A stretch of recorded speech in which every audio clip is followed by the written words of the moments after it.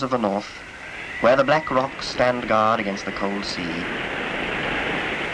In the dark night that is very long, the men of the Northlands sit by the great log fires, and they tell a tale. They tell how a prince built a long ship, and sailed in it beyond the black ice at the edge of the world, to bring home his bride from the land of the midnight sun. Noggin the Nog was the name of the prince, young and strong and fair as the men of the Northlands are, and he was the son of Canute, king of the Nogs, the ruler of this land of dark forest and snow,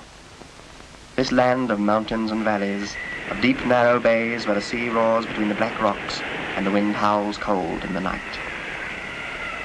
There was the little town of wooden houses, clustered by a bay where the sea was calm,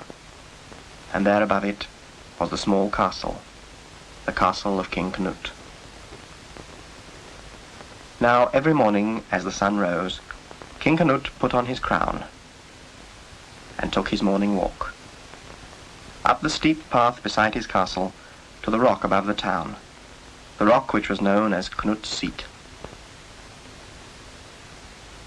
There he sat, and as the sun rose behind the mountains to melt away the black clouds of night, King Canute would begin to worry.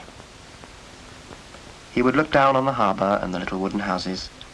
and he would worry about his people, and what they would eat in winter, and whether their roofs leaked, and whether they had warm socks this cold weather. He would look down on his castle and worry about his queen Brunhilda,